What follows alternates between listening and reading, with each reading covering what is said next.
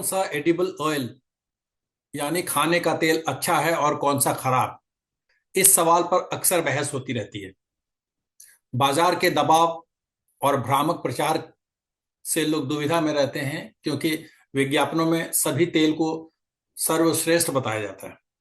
दूसरी तरफ विशेषज्ञ सभी कुकिंग ऑयल को सेहत के लिए हानिकारक मानते हैं, पर कुछ तेल के सीमित इस्तेमाल की बात करते हैं।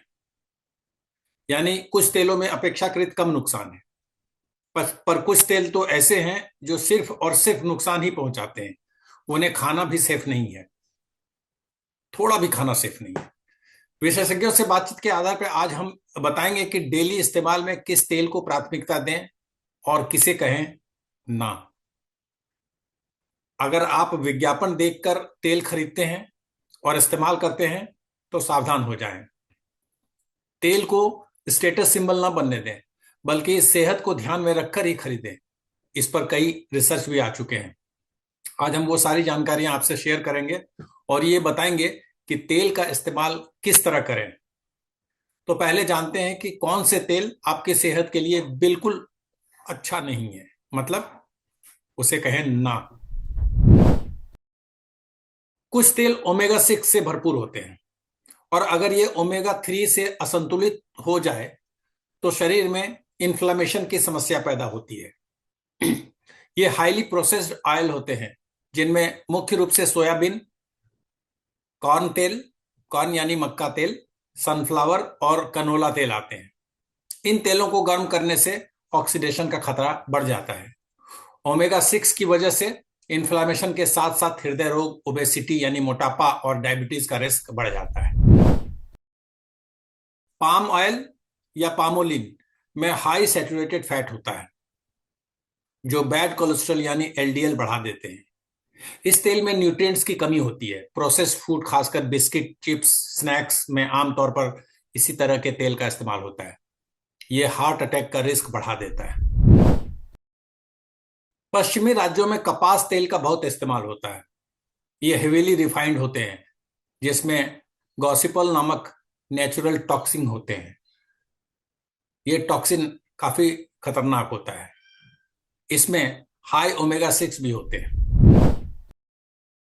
ट्रांस फैट ऑयल, इसे हाइड्रोजनरेटेड ऑयल भी कहा जाता है। तेल की शेल्फ लाइफ बढ़ाने के लिए इसकी प्रोसेसिंग में हाइड्रोजन मिलाया जाता है, जिससे ट्रांस फैट और सैचुरेटेड फैट की मात्रा बढ़ जाती है। ये एक केमिकल प्रोसेस से होता है। जब भी आप कुकिंग ऑयल खरीदें तो डब्बे पे या बॉटल पे जो लेबल लगा हुआ है उसे पढ़ लें। उसमें अगर लिखा हुआ है हाइड्रोजनरेटेड तो कभी नहीं खरीदें। रिफाइंड वेजिटेबल ऑयल, इस तरह की श्रेणी में वे तेल आते हैं जो सोयाबीन और कॉर्न तेल से मिलाकर बनाए जाते हैं, मतलब ब्लेंड किया हुआ होता है। ये भी ओमेगा 6 से भरपूर होते हैं। ये तेल हार्ट हेल्थ को प्रभावित कर सकते हैं, जिसका हमारे हार्ट पर बुरा असर पड़ सकता है। विज्ञापनों के प्रभाव के बिना लोगों को अपनी जरूरतों, आदतों और सेहत को ध्यान में रखकर ही तेल खरीदना चाहिए। तो ये बात हुई उन तेलों की जो हमें बिल्कुल नहीं खाना चाहिए या कम खाना चाहिए। अब हम आपको बताते हैं विशेषज्ञों के अनुसार कौन से तेल बेहतर होते हैं। सरसों तेल में ओमेगा 6 के साथ साथ ओमेगा 3 भी होते हैं, जो संतुलन बनाए रखते हैं, क्योंकि क्योंकि केवल ओमेगा 6 होना अच्छा नहीं होता है। सरसों तेल एंटी इंफ्लेमेटरी होते हैं, जो हार्ट के लिए अच्छा माना जाता है। यदि कोल्ड प्रेस्ड यानी सरसों के बीज को गर्म किए बिना और केमिकल सॉल्वेंट मिलाए बिना चक्की से निकाला गया तेल हो तो वो उत्तम माना जाता है। इसमें फ्लेवर और झांस भी बनी रहती है। इसे ही कच्ची घानी सरसों तेल कहते हैं। हालांकि बाजार में बिकने वाले सभी पैकेटों पर कच्ची घानी लिख दिया जाता है। मूंगफली तेल या groundnut oil high temperature में भी स्टेबल रहता है। यह भी डेली यूज के लिए बेहतर माना जाता है। इसमें माइल्ड फ्लेवर होते हैं। राइस ब्रान ऑयल चावल की भूसी से, इनर भूसी जो होता है उससे तैयार होता है।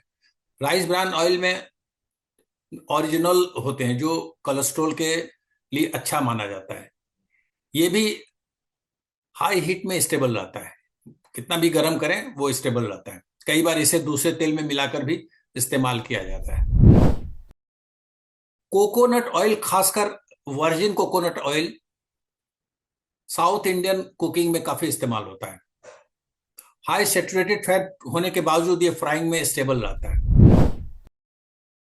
तिल का तेल भी दक्षिण भारत में काफी यूज होता है, खासकर अचार बनाने में। इसमें हल्का फ्लेवर होता है। धीमी आंच पर कम देर पकाने वाले भोजन के लिए ये अच्छा माना जाता है। शुद्ध देसी घी फ्लेवर और हाई स्मोक पॉइंट दोनों के लिए बेहतर है। ये फ्राइंग के लिए भी स्टेबल है। विशेषज्ञों का कहना है कि एक ही तेल लगातार लंबे समय तक इस्तेमाल ना करें, बदल बदल कर यूज करें। और एक ही तेल को कई बार गर्म करके ना खाएं। मतलब कई बार ऐसा होता है, खास करके बाजार में, स्ट्रीट फूड में, कि अगर वो समोसा तल रहे हैं तो एक बार तल के निकाला, फिर उसी तेल को दोबारा यूज किया, फिर मतलब सुबह एक बार कढ़ाई में तेल डालते हैं और वो शाम तक वही उसी तेल में समोसा या जो भी निकालना हो वो निकालते हैं। वो हमारे शरीर के लिए बहुत ही खतरनाक है।